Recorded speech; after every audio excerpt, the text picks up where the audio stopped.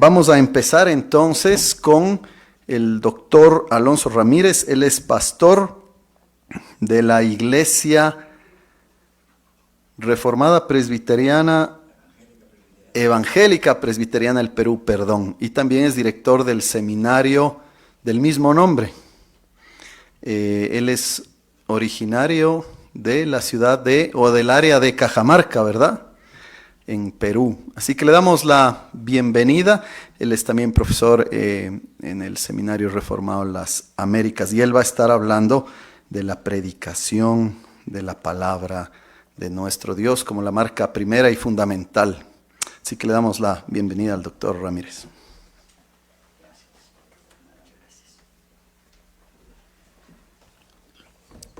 Buenas tardes, hermanos y hermanas, en el nombre del Señor Jesucristo. Gracias, Pastor Pablo, por esta presentación. No voy a abundar en mi biografía porque eso no es el motivo de esta ponencia, sino más bien a tocar la primera de las marcas de la Iglesia, establecidas así históricamente desde la Reforma y quizás un poquito antes de la Reforma. Quisiera decir lo siguiente para empezar. En la actualidad, todos nosotros los cristianos somos testigos presenciales de una clara expansión de la Iglesia en general por todo lado en el mundo, y más particularmente estamos siendo testigos de una expansión de iglesias con distintos nombres o denominaciones en el ámbito mundial y también hispanohablante. El Centro de Estudio del Cristianismo Global indica que en el año 2019 ya habían 45,000 denominaciones en el mundo. Y este Centro de Estudios del Cristianismo Global define a una denominación como un conjunto de congregaciones de diferentes localidades, provincias, distritos, departamentos, regiones, que están unidas en un solo nombre a nivel de todo un país. Definida así una denominación de estas, existían en el año 19 45,000 en el mundo entero. A mediados del año 23 ya habían 47,300 denominaciones en el mundo. Y se predice que para el año 2025 habrán 49,000 denominaciones en el mundo. Mientras que también se proyecta esta estadística al año 2050, donde seremos testigos de saber de unas nada menos que 64,000 denominaciones. Miren, todo este fenómeno, por un lado, nos impulsan a agradecer la soberana providencia de Dios. Y como decía Pablo, por pretexto o por ganancia, algunos predican a Cristo, pero él se gozaba en el hecho de que Cristo era predicado. Es decir, en un sentido muy general, sin ser críticos acervos de este tema, diríamos que esa es parte de la soberana providencia de Dios, que hayan cantidad de denominaciones llamadas cristianas en el mundo. Pero como cristianos particularmente reformados, este crecimiento del cristianismo nos tiene que llevar a hacernos algunas preguntas fundamentales acerca de líneas demarcatorias, acerca de distinciones en esto. En el conocimiento común secular siempre se debate en la epistemología científica cuál es la línea demarcatoria entre lo que es ciencia y lo que no es ciencia. Y todo maestro universitario, todo estudiante universitario, todo científico tendrá que tener claridad qué es aquello que demarca la ciencia de la no ciencia. Si en el mundo secular se interesan tanto por tener claridad demarcatoria, cuanto más en el cristianismo, ¿verdad? un famoso profesor de hace unas décadas atrás llamado Edmund Clowney, viendo este crecimiento de congregaciones y denominaciones, iglesias llamadas independientes, llamadas no denominacionales, que están de moda en el día de hoy, especialmente en el mundo occidental, y también de iglesias que suelen predicar toda suerte de herejía y la proliferación de sectas. Edmund Clowney decía, tenemos que hacernos dos grandes preguntas los cristianos. Y la primera pregunta era esta: ¿qué criterios o marcas fundamentales establece la palabra de Dios para distinguir o para demarcar a una iglesia verdadera de una falsa?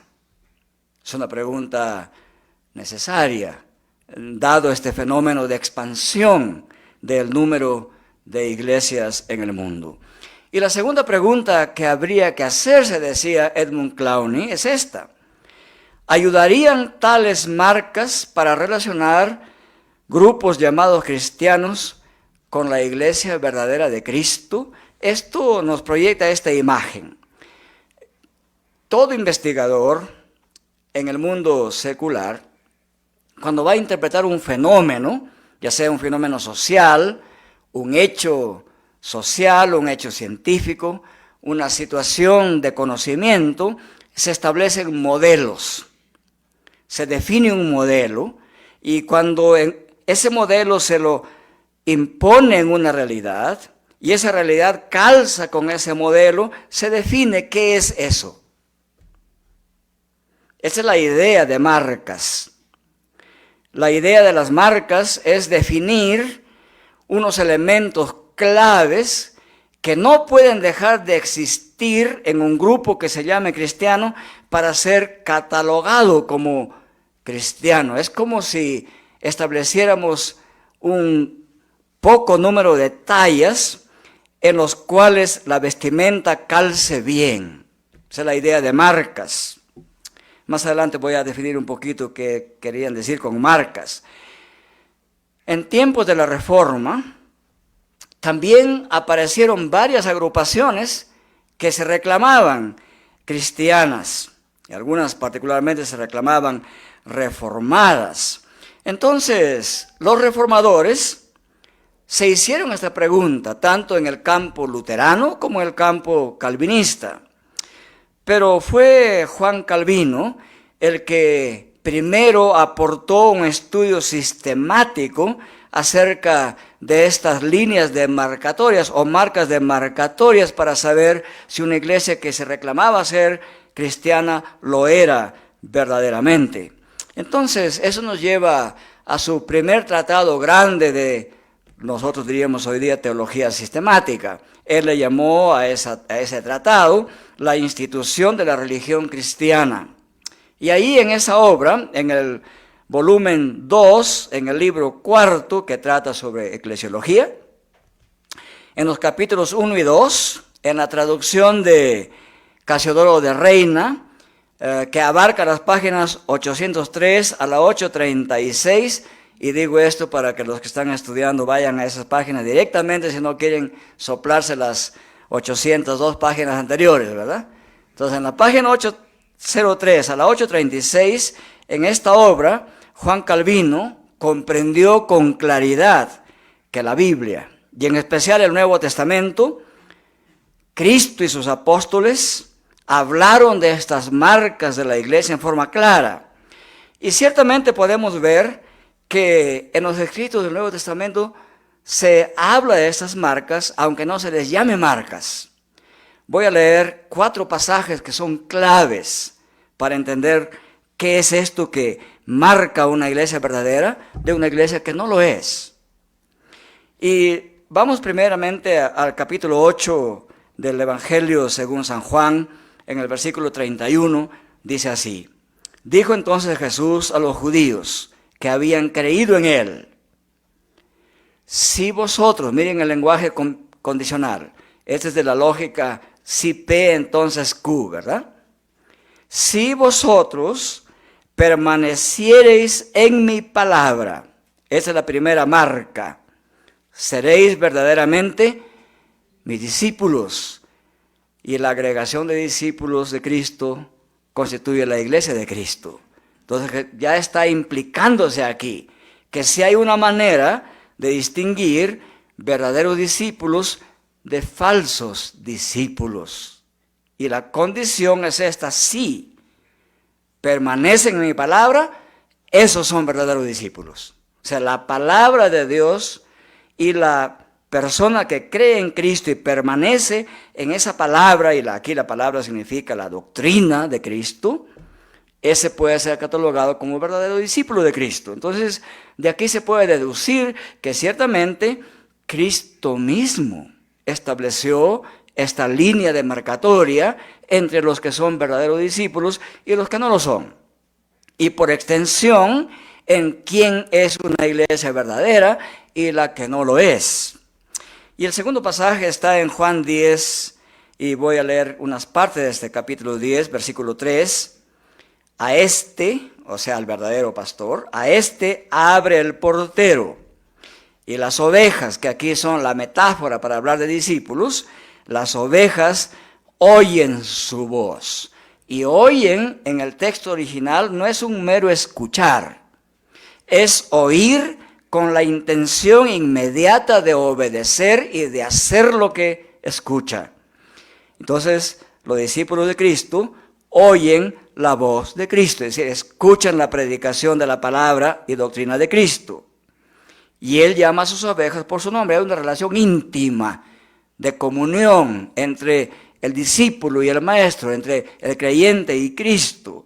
Él las llama por su nombre. Conocer el nombre significa que tiene autoridad sobre él, y que no solamente es una autoridad de regimiento, sino una autoridad de comunicación entre ambos.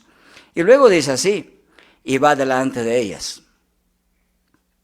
Y las ovejas, es decir, los discípulos, le siguen, porque conocen su voz, oyen su voz, conocen su voz. El conocimiento de la palabra de Dios es tan importante como el escuchar, el oír y obedecer la palabra de Dios, ¿verdad? Y luego dice, el versículo 14, yo soy el buen pastor, y conozco mis ovejas, y las mías me conocen. Mis ovejas oyen mi voz, y yo las conozco, y me siguen. Parece que Cristo machaca sobre esto, ¿verdad?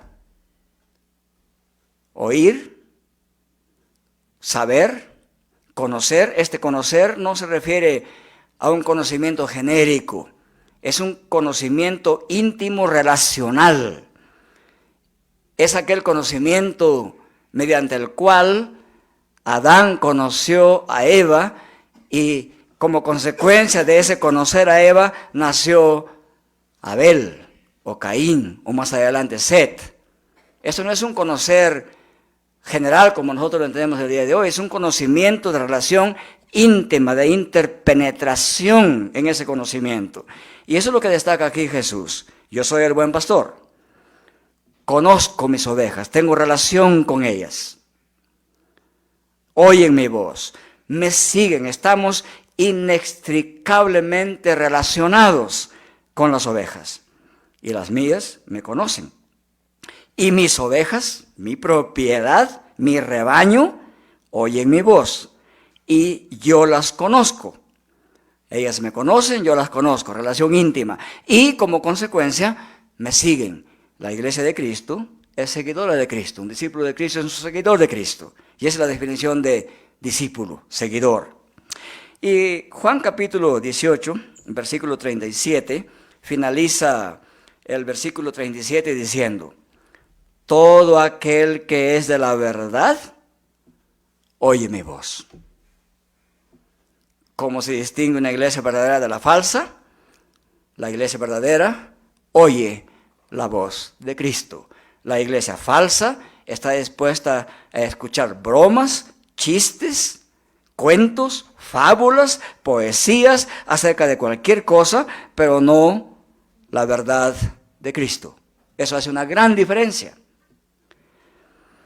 Y finalmente, Apocalipsis capítulo 3, versículo 1 y 2, Cristo aquí envía cartas a su iglesia. Y en el versículo 2 del capítulo 3 de Apocalipsis le dice a esta iglesia en Sardis, les dice: pon atención, ponte en vela, ponte atento, despiértate, párate, ponte atento y afirma las cosas que quedan. Esta iglesia se estaba desviando y Cristo viene, le jala las orejas, le llama la atención y le dice: quedan algunas verdades en ti, afírmalas. Afirmar la verdad de la palabra de Dios es una línea demarcatoria entre una iglesia verdadera de Cristo y la que no lo es. Entonces, lo que queda claro de estos pasajes es que quienes son verdaderos discípulos de Cristo o quienes son la verdadera iglesia de Cristo permanecen en la enseñanza de Cristo. Él es su pastor y Él la conoce y ellas obedecen su voz y le siguen y afirman la enseñanza recibida de Cristo. Entonces, de una lectura detenida de la Biblia y luego de una lectura detenida de la obra de Calvino que he mencionado, esta claridad bíblica sirvió para reconocer la importancia doctrinal formulada ortodoxamente y contenida en los credos y confesiones de las iglesias reformadas. Si usted se preguntaría: ¿y cómo yo, que estoy iniciado en la fe o tengo años en la fe, pero no conozco bien la teología bíblica y no estoy seguro de que puedo deducir estas marcas de la iglesia de la Escritura, cómo puedo saber cómo estoy parado en mi confesionalidad que me distinga que soy verdadero cristiano o no? Entonces, ahí tienen un rol muy importante los credos de la iglesia de Cristo. Y los reformadores le dieron altísimo valor a lo establecido en los primeros credos respecto a los atributos o características o marcas de la iglesia. Por ejemplo, uno de los reformadores afirmaba que cuando nuestro credo dice que creemos en la iglesia universal, que es una y santa y apostólica, dice este autor, esta es una afirmación que la iglesia es así, santa, apostólica, universal y única, es así espiritualmente.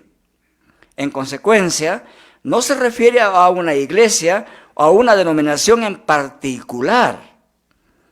En lugar de eso, se refiere a la autoridad de los miembros de la iglesia verdadera de Cristo.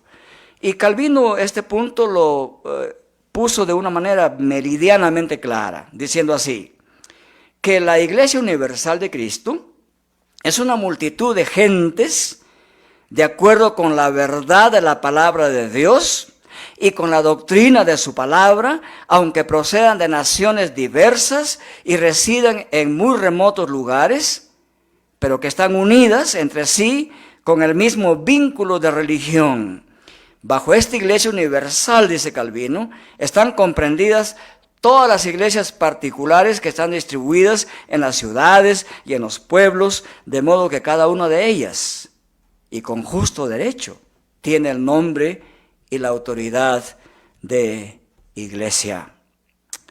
Pero nuestro reformador ginebrino definió que para llamar iglesia verdadera de Cristo a la iglesia visible, a la que vemos con nuestros ojos, como la que vemos en este momento, por ejemplo, en ellas debía haber dos marcas distintivas. Y ese es el primer aporte de Calvino. Él establece las dos primeras marcas de las tres que reconocían las iglesias continentales. Las iglesias de las Islas Británicas reconocen esas tres y una más, 4 marcas, que voy a hablar un poquito al final de esto. Entonces, decía nuestro reformador ginebrino, he aquí cómo conoceremos a la iglesia visible. Donde quiera que veamos predicar sinceramente la palabra de Dios y administrar los sacramentos conforme a la institución de Jesucristo, no dudaremos de que ahí hay una iglesia, pues Su promesa no nos puede fallar. Donde están 2 o 3 congregados en mi nombre, ahí estoy yo en medio de ellos. Entonces Juan Calvino estableció mínimamente 2 marcas para reconocer a una iglesia verdadera. Ahí donde la palabra de Dios se predica fiel y sinceramente, y al mismo tiempo se administran los sacramentos conforme a lo que Cristo estableció, ahí hay una iglesia. Eran 2 marcas mínimas. Pero con esto en mente, los primeros reformadores afirmaron la unidad y catolicidad de la iglesia verdadera conforme al credo niceno, con sustento en la palabra de Dios y no fuera de ella. Defendieron la apostolicidad de la iglesia, definiéndola y entendiéndola como que estaba fundamentada en la doctrina apostólica, como lo declara el apóstol Pablo en varios pasajes del Nuevo Testamento. Y a este efecto, San Cipriano, ya miren, muchísimos años, uno de los padres postapostólicos, ya decía lo siguiente: no puede tener a Dios por padre el que no tiene a la iglesia por madre. Bueno, de ahí viene en forma distorsionada la idea católico-romana de la iglesia madre, ¿verdad? Pero el pensamiento completo de Cipriano no era tenemos iglesia madre. Había una proposición anterior a ella y decía no puede tener a Dios por padre al que no tiene a la iglesia por madre, y lógicamente viceversa, ¿verdad? Y Juan Calvino completó esta proposición afirmando que no es lícito a nadie separar lo que Dios unió, según Marcos 10:9, a saber, que la iglesia sea la madre de todos aquellos que tienen a Dios por padre. ¿Les queda claro, verdad? ¿Y por qué es necesario conocer las marcas de una iglesia verdadera? Bueno, Gerhardus Voss responde a esta pregunta y dice: simplemente es necesario conocer por lo siguiente. No podemos, dice él, ver el interior del corazón de los hombres. Por tanto, existe una necesidad de datos externos visibles a partir de los cuales podemos deducir que realmente nos encontramos ante una manifestación del cuerpo de Cristo en la cual, para nosotros, habrá una comunión de los santos, en la que se administre el oficio en el nombre de Cristo y en la que podamos cumplir nuestra vocación cristiana. Por eso es necesario saber y tener claridad sobre marcas visibles de una iglesia verdadera. Las confesiones reformadas sistematizaron estas primeras nociones de las marcas de una iglesia verdadera. Y eso nos lleva a la Confesión de Fe belga de 1561. Y voy a leer entre los varios artículos el artículo clave para esto. Es el artículo 29 de la Confesión de Fe belga, que trata de las marcas de la verdadera iglesia. Y dice así: creemos que por medio de la palabra de Dios se ha de distinguir diligentemente, con buena prudencia, cuál sea la iglesia verdadera, puesto que todas las sectas existentes hoy en día en el mundo se cubren con el nombre de iglesia. Bueno, es un lenguaje bastante duro. No habla de denominaciones o congregaciones, sectas. Y dice: no hablemos aquí de la compañía de los hipócritas, los cuales se hallan en la iglesia entremezclados con los buenos y sin embargo no son de la iglesia, si bien corporalmente están en ella, sino que decimos que el cuerpo y la comunión de la iglesia verdadera se han de distinguir de todas las sectas que dicen que son iglesias. Los signos para conocer la iglesia verdadera son estos, y menciona los 3, añade uno sobre Calvino. Recuerden que Calvino dijo que habían 2 marcas: la fiel y sincera predicación de la palabra y la recta administración de los sacramentos conforme a Cristo lo instituyó. Y la confesión de fe dice que estas marcas son las siguientes: la predicación pura del Evangelio, coincide con Calvino. Segundo, la administración recta de los sacramentos coincide con Calvino. Y añada, ¿cuál? Como fueron instituidos por Cristo, y la aplicación de la disciplina cristiana para castigar los pecados. Esa es la tercera marca de la Iglesia. Hasta 1561, con la Confesión de Fe belga, entonces, los reformadores y los postreformadores establecieron esas tres marcas para distinguir a la Iglesia verdadera de Cristo. Y dice la Confesión de Fe belga, no se queda solamente en que nos enseña a ver con estas marcas este modelo, si calza en una denominación o congregación, esta es iglesia verdadera. Pero no se queda ahí. Dice, en cuanto a la falsa iglesia, nos da ciertas características de esta falsa iglesia. Esta falsa iglesia se atribuye a sí misma y a sus ordenanzas, aquí se habla del bautismo y los sacramentos, más poder y autoridad que la palabra de Dios le da, y rehúsa someterse al yugo de Cristo. No administra los sacramentos como lo ordenó Cristo en su palabra, sino que quita y agrega a ellos como mejor le parece. Y claro, están pensando que al bautismo le agregaban sal y cosas así, y que a la cena del Señor levantaban el pan hacia arriba como quien adorarlo, etcétera, ¿no? Entonces está pensando en eso. Y dice que ellos en realidad rehúsan someterse al yugo de Cristo. No administran los sacramentos como Cristo lo ordenó en su palabra, sino que quitan y agregan como mejor les parece. Se apoya más en los hombres que en Cristo. Persigue a aquellos que santamente viven según la palabra de Dios y a los que la aprenden por a los que reprenden por sus defectos, avaricia e idolatría. Está hablando de la persecución católico-romana contra los reformados continentales. Muy bien, entonces es necesario reconocer que hay estas tres marcas fundamentales hasta este año 1561. Y miren, para ver esas señales o marcas, o como en el idioma latín decían las notae o note, en latín es marcas, o en griego era las norismata, eran las marcas. Para ver esas marcas era necesario definir bíblicamente a la iglesia de una manera visible.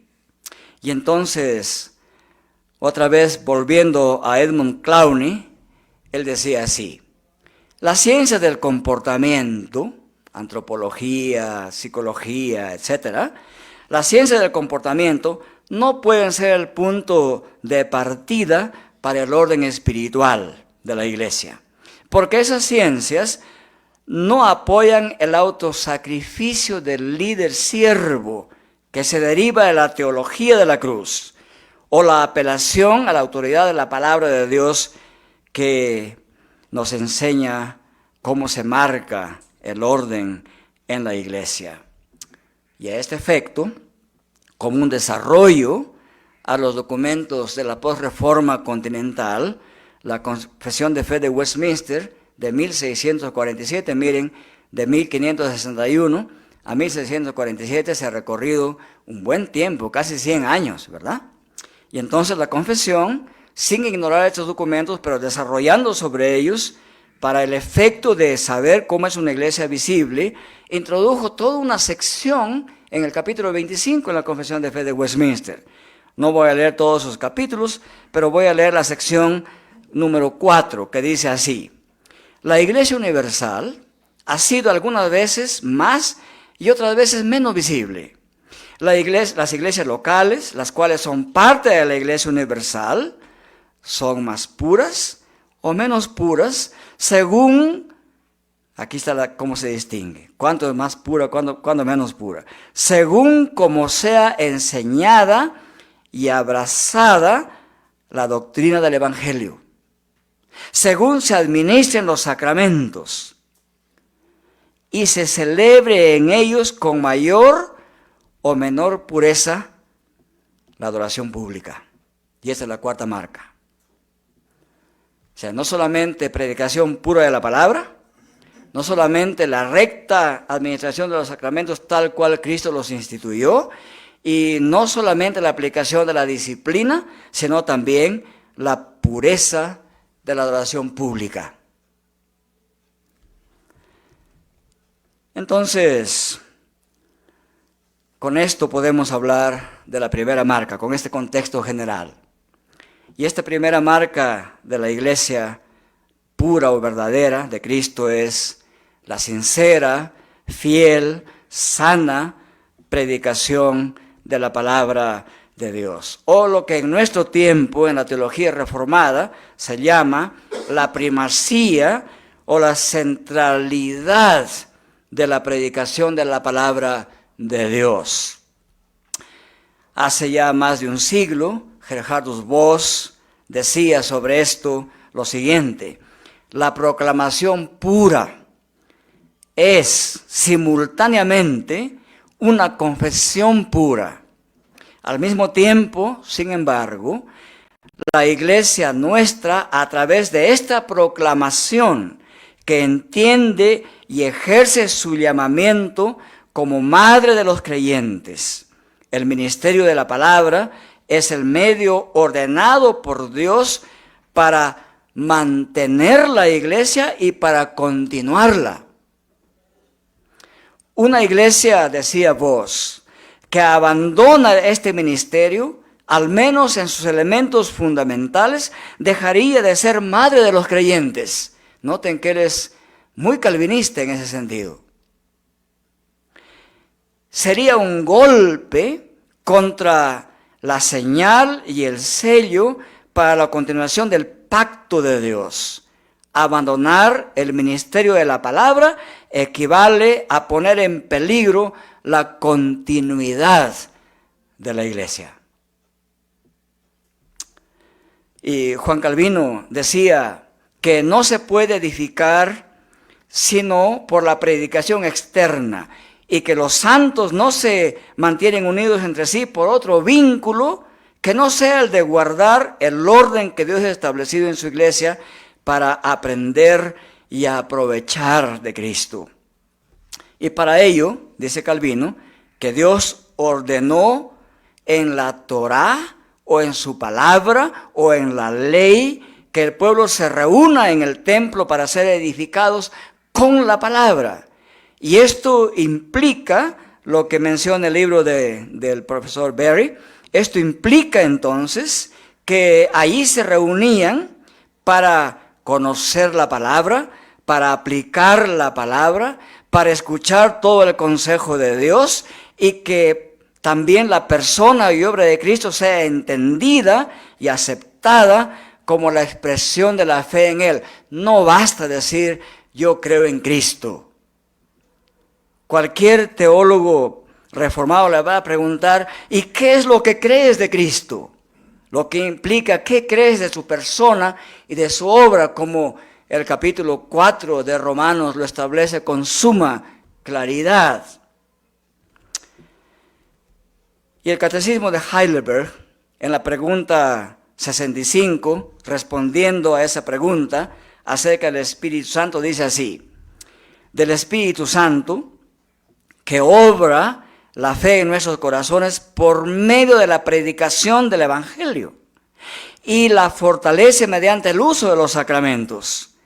Y a esto el artículo 33 de la Confesión de Fe belga, añadiendo el texto de la Biblia, lo enfatiza igual y dice: te encarezco delante de Dios y del Señor Jesucristo, que juzgará a los vivos y a los muertos y en la manifestación y en su reino, que prediques la palabra, que instes a tiempo y fuera de tiempo, redarguye, reprende, exhorta, con toda paciencia y doctrina, porque vendrá tiempo cuando no sufrirán la sana doctrina, sino que teniendo comezón de oír, se amontonarán maestros conforme a sus propias concupiscencias y apartarán de la verdad el oído y se volverán a las fábulas. Entonces Cristo mismo empezó su ministerio con la preeminencia de la predicación. Y dice el texto claramente: arrepentíos, porque el reino de los cielos se ha acercado. Andando Jesús junto al mar de Galilea, vio a dos hermanos, y los llamó y les dijo: venid en pos de mí y yo os haré pescadores de hombres. Ellos entonces, dejando al instante las redes, le siguieron.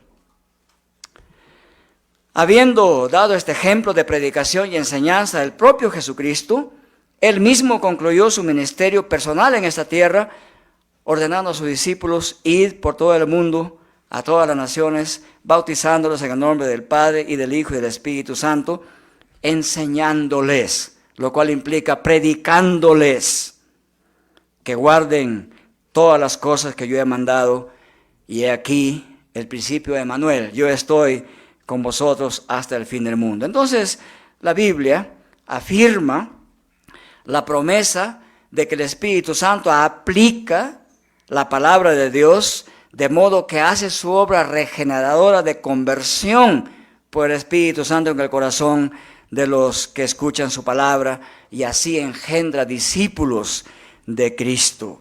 Como Pablo dice: yo te engendré como mi hijo por medio de la predicación de la palabra de Dios. Entonces, eso se refiere a la eficacia que el Espíritu Santo coloca en la sana doctrina predicada, oída, escuchada y obedecida.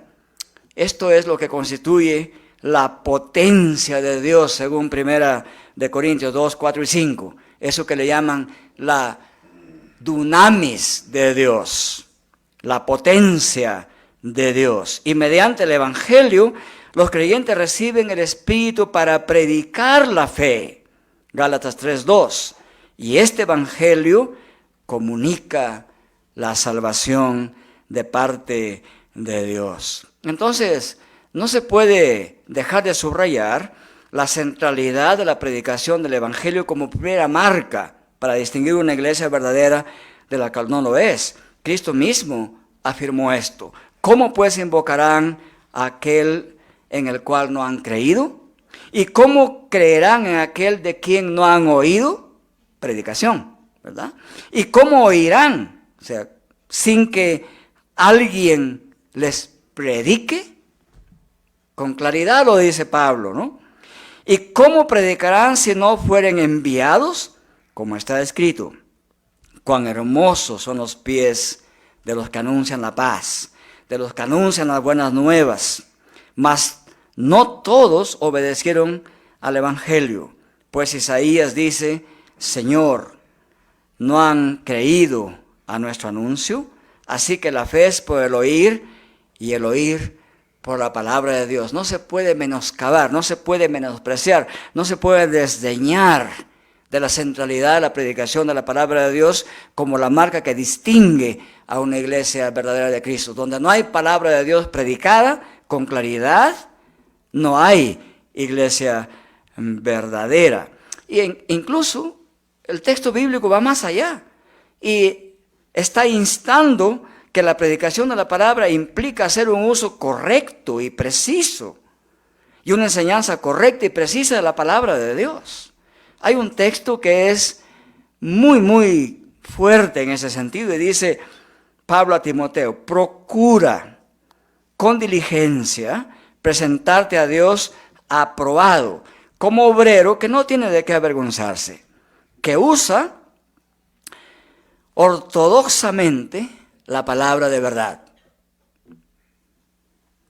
El texto castellano habla muy despacio, ¿verdad? Muy leve. Dice que usa bien la palabra de verdad, que evita profanas y vanas palabrerías, porque conducirán más y más a la impiedad. Que usa bien la palabra de Dios. El verbo griego es ortotomeo. De ahí viene la palabra ortodoxia, que significa la imagen de ortotomeo como verbo, es cortar algo, cortar un todo en forma precisa, usando una herramienta que sería el bisturí más fino que puede cortar con precisión. En tiempos modernos diría que puede cortar algo al estilo del rayo láser, con alta precisión. Por analogía, se refiere entonces que tenemos que usar la exégesis y la hermenéutica como las herramientas que nos ayudan a exponer, a explicar y a aplicar la palabra de Dios con la más alta precisión. Y para ese efecto le dijo Pablo a Timoteo que él busque hombres fieles que puedan también enseñar a otros. ¿Qué es lo que hace el SRA aquí? ¿Qué es lo que hace el SBR en nuestra iglesia en el Perú? ¿Y qué es lo que hace City Seminary y los demás seminarios que están interesados en formar predicadores de la palabra de Dios? No contadores de cuentos, no anunciadores de circos ni de shows, sino anunciadores de la persona y la obra de Cristo. Y entonces, esto quiere decir que en la predicación de la palabra de Dios, que es ortodoxa, se tiene que predicar la sola gracia, el solo Christus y la sola fe. Todo para la gloria de Dios. Y respecto a predicar solamente a Cristo, el apóstol San Juan lo declara con prístina claridad en el versículo 9 de segunda de Juan. Cualquiera que se extravía y no persevera en la doctrina de Cristo, no tiene a Dios. Así de simple. El que se desvía de la doctrina de Cristo no tiene a Dios. El que persevera en la doctrina de Cristo, este tiene al Padre y al Hijo. O sea, la fiel, sana predicación doctrinal de la palabra de Dios distingue a una iglesia verdadera y a la que no es. Y alguien que se desvía de esa enseñanza y predicación no tiene a Dios. Pero aquel que persevera, permanece en la doctrina de Cristo, ese sí tiene al Padre y al Hijo. Y si alguno viene a vosotros y no trae esta doctrina, no lo recibáis en casa, ni le digáis bienvenido, porque el que le dice bienvenido participa de sus malas obras.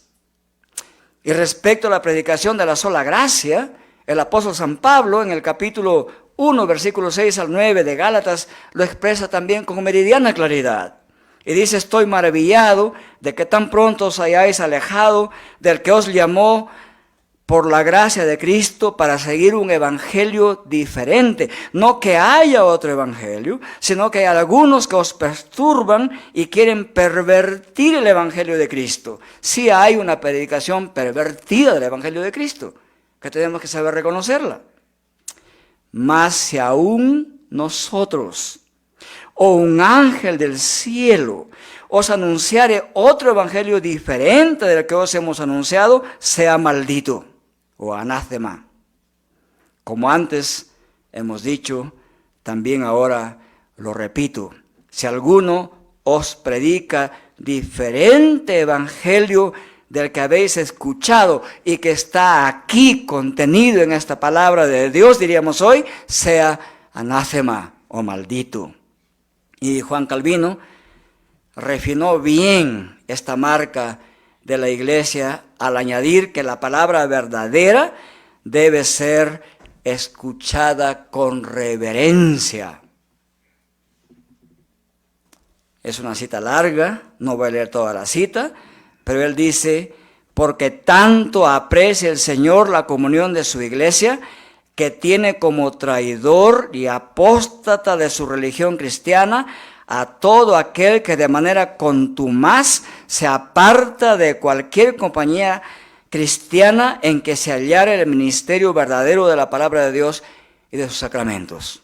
Esto quiere decir en la práctica, si yo vengo a una iglesia reformada, donde se predica la palabra de Dios y todo el consejo de Dios, y afecta mis preferencias, digo, bueno, no puedo estar aquí porque son demasiado radicales, Calvino diría que esa persona, de manera contumaz, se está apartando de la compañía cristiana, donde sí está presente el verdadero ministerio de la palabra de Dios. Una iglesia con esta señal, con esta marca, entonces es una iglesia que merece el nombre que la Biblia le da: baluarte de la verdad, sin mancha y sin arruga, y más, cuerpo de Cristo. Entonces la aplicación práctica de esta señal o esta marca de la predicación verdadera, tiene una implicación que cuando un grupo de creyentes practican esta enseñanza, entonces no es lícito separarnos de la iglesia que tiene el ministerio de la palabra. Y Juan Calvino remarca esto, dice, no hay crimen más detestable que violar con nuestra infidelidad el matrimonio que el unigénito Hijo de Dios ha tenido a bien realizar con nosotros. Porque Él es el esposo de la iglesia.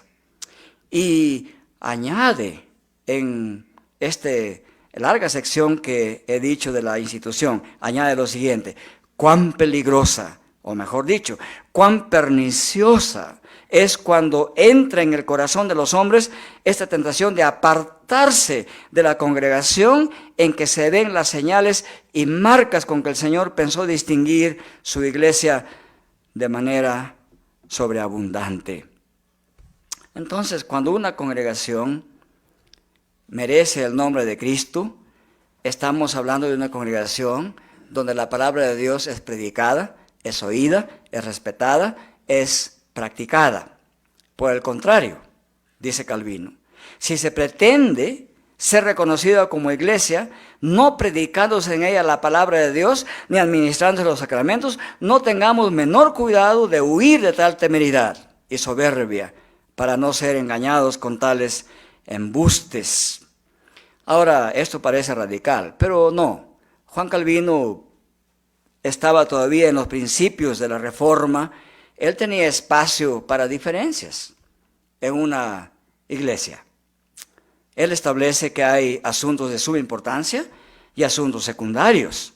Él pensaba que los puntos fundamentales eran, por ejemplo, literalmente dice, que existe un solo Dios, que Jesucristo es Dios e Hijo de Dios, que nuestra salvación está en solo la misericordia de Dios, y así otras cosas semejantes.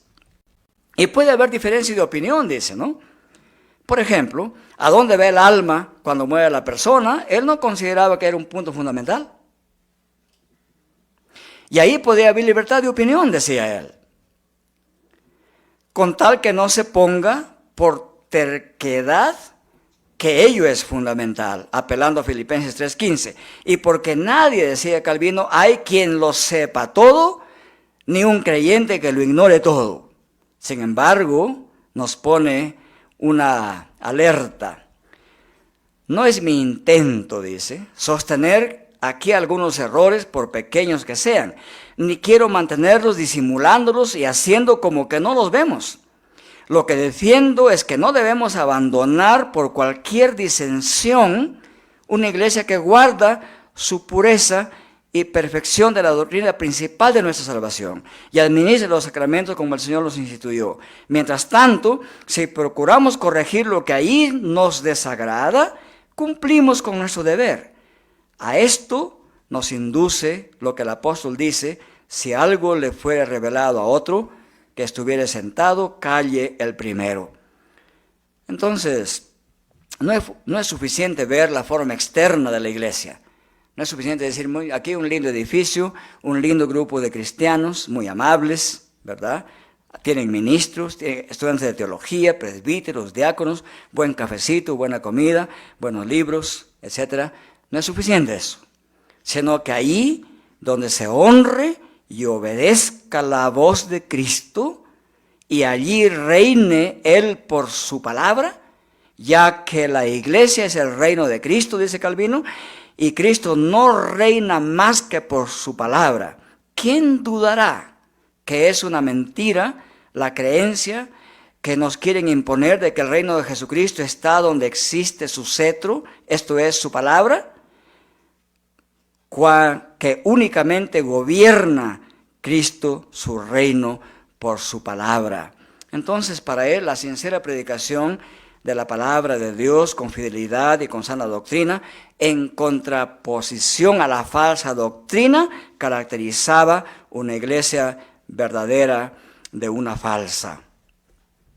Y la confesión de fe de Westminster, construyendo sobre Calvino y las 3 confesiones para la unidad de la iglesia, es decir, la confesión de fe belga, los cánones de Dort y el catecismo de Heidelberg, la confesión de fe añade el Espíritu Santo, que habla en la Escritura, de cuya sentencia debemos depender, es el único juez supremo por quien deben decidirse todas las controversias religiosas y por quien deben examinarse todos los decretos de los concilios, las opiniones de los antiguos escritores, las doctrinas humanas y las opiniones individuales.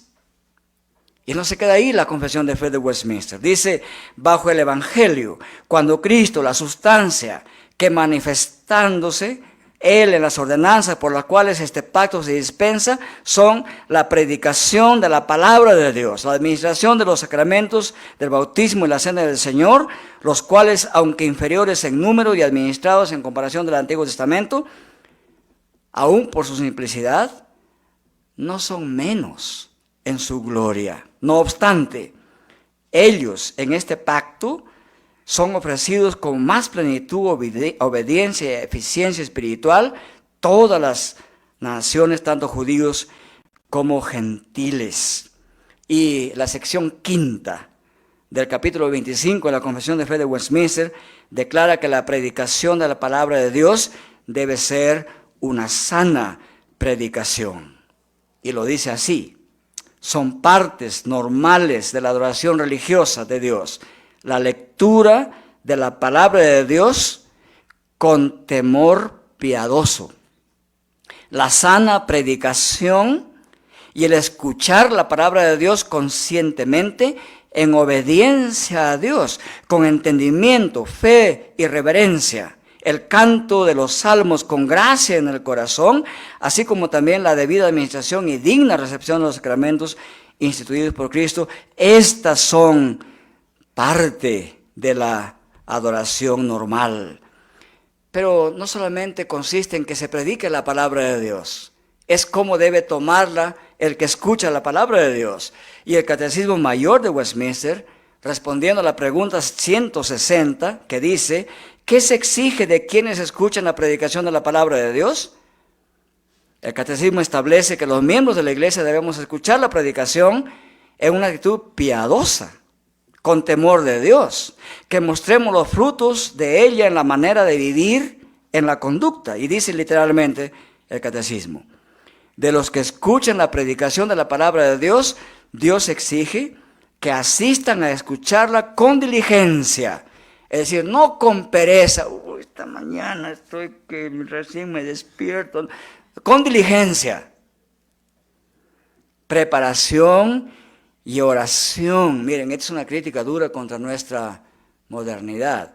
Y debemos preguntarnos, ¿cuántos de nosotros, tanto pastores como presbíteros y diáconos y miembros, nos levantamos y decimos, Señor, esta mañana bendice tu palabra que va a ser leída, escuchada, predicada, ábreme el corazón para que el Espíritu de Dios la haga penetrar, resonar y que discierna mis pensamientos, etc. ¿Oramos así antes de venir a la iglesia? Eso es lo que recomienda el Catecismo Menor, con diligencia, preparación y oración, examinando lo que escuchan por medio de las Escrituras, que reciban la verdad con fe, amor, humildad, prontitud de mente despierta, como que es la palabra de Dios, que mediten en ella, que hablen de ella, que la guarden y atesoren en sus corazones y demuestren en sus vidas los frutos de esa palabra predicada. No solamente eso, quizás con eso termino para no aburrirlos más. Eso es lo que dice la palabra de Dios. Y la confesión de fe en su catecismo, pregunta 158, el Catecismo Mayor tiene 196 preguntas. En la 158 dice, ¿quién debe predicar la palabra de Dios? Si la palabra de Dios es central, marca central para distinguir una iglesia verdadera de la falsa, no basta decir que la palabra de Dios sea predicada. ¿Por quién debe ser predicada? Westminster no se quedó en el pasado. ¿Por quién debe ser predicada? Y claro, hoy día podemos decir que cualquiera que sabe hablar, decía un profesor norteamericano, Cualquiera que tenga 2 pies, los bolsillos muy llenos de plata y que sepa hablar bien, ya puede predicar, ¿verdad? Pero el catecismo no decía así.